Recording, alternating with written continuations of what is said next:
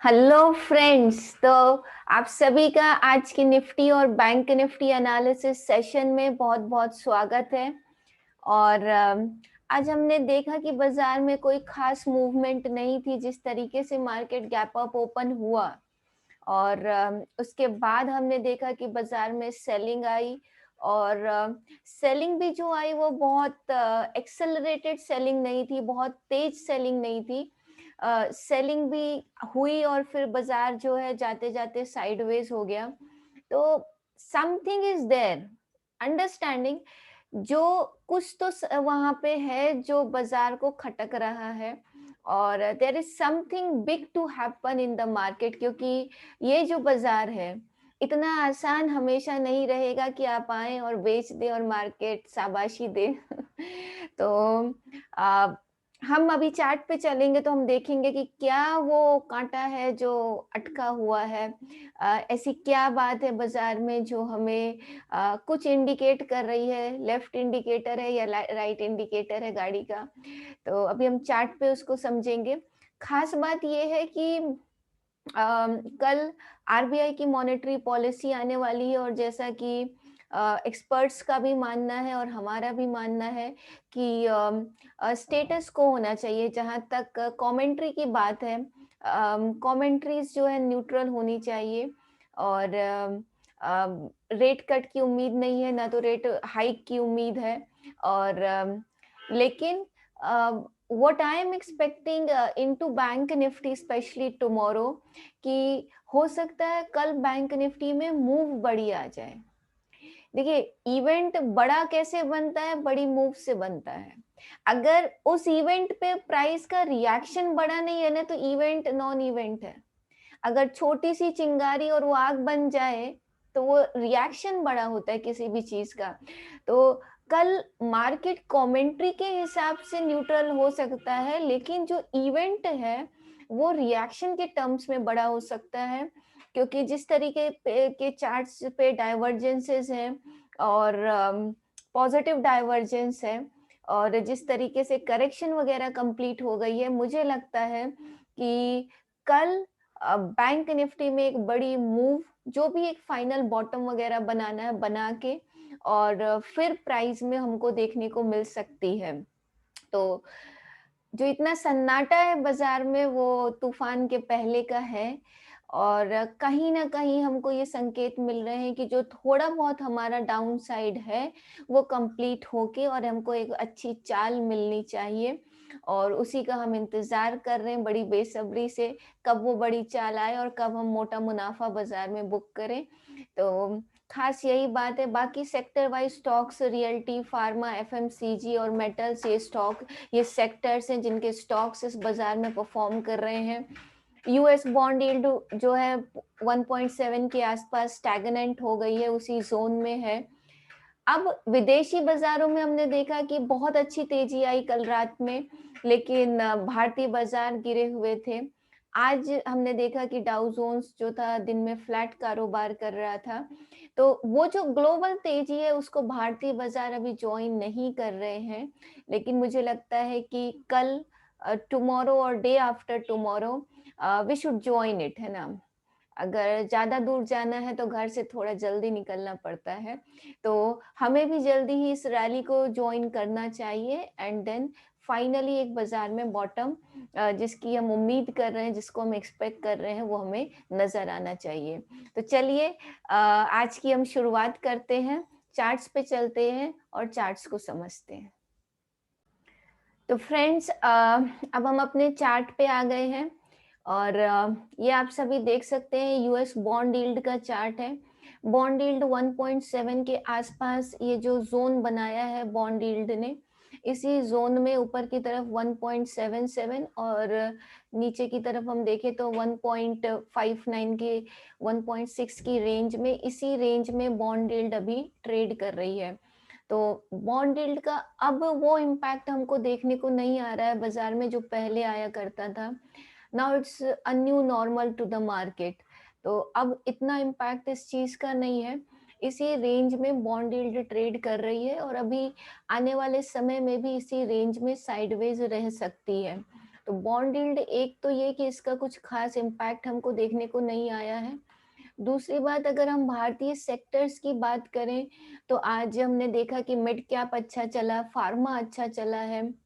और फार्मा पिछले कई दिनों से बहुत अच्छा चल रहा है। जब हमने बात की थी कि pharma is a sector which has बॉटम्ड out yet, और उसके बाद आप देखिए फार्मा लगातार ऊपर जा रहा है।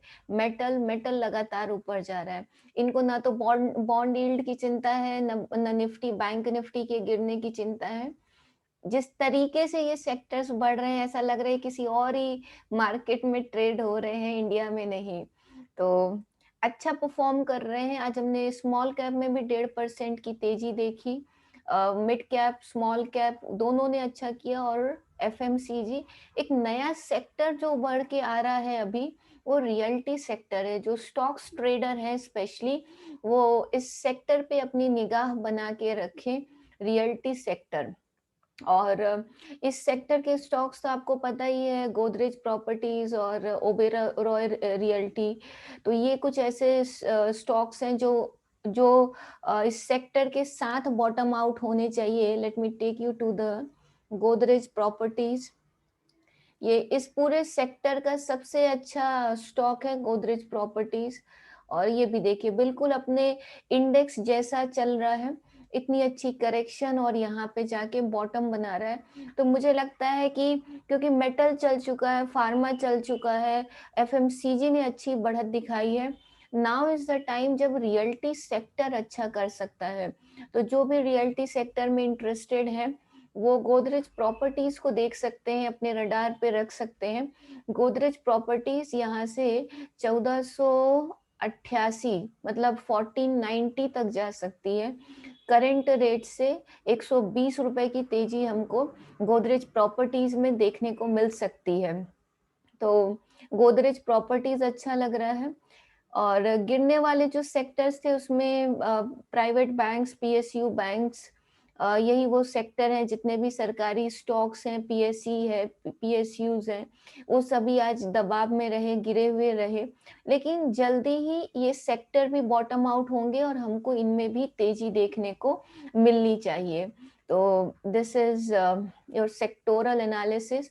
विदेशी बाजारों में अगर हम देखें तो ये डाउ जोन्स का चार्ट है आप सभी के सामने।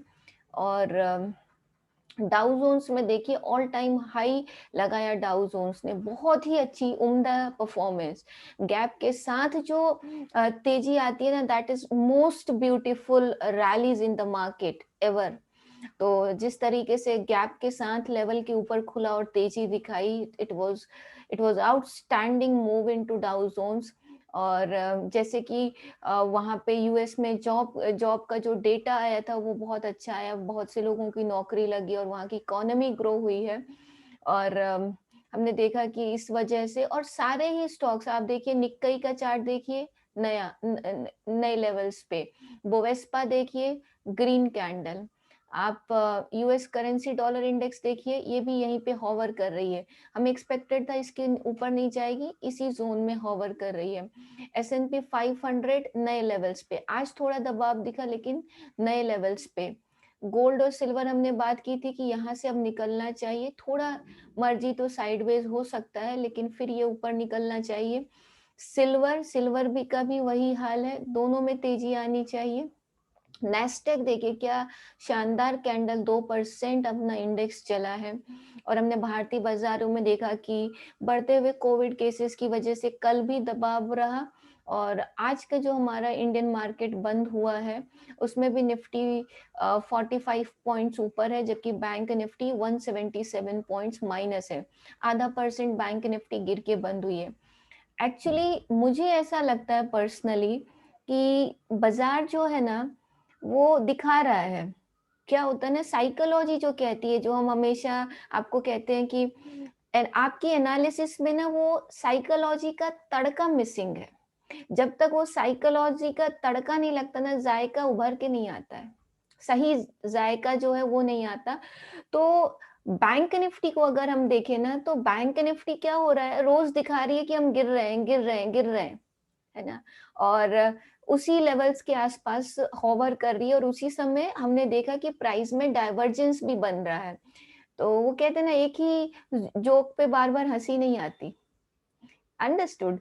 तो बाज़ार में भी कुछ ऐसे फॉर्मेशंस हैं, ऐसा सिनेरियो है कि मुझे लगता है कि जितना मार्केट इजीली गिर रहा है कोविड के नाम पे और एक्सपेक्टेड है गिरना और गिर रहा है, this could act as a new trap for sellers. जितने लोग इसको बेच रहे हैं, यहाँ पे इस जोन में स्पेशली आके जहाँ पे हमारा ये डाउन साइड का टारगेट कंप्लीट हुआ है, इस जोन में आके ये जो गिरावट दिख रही है, ये हमारे लिए ट्रैप का काम कर सकती है फॉर सेलर्स, और फिर ये फाइनली ऊपर जाएगा।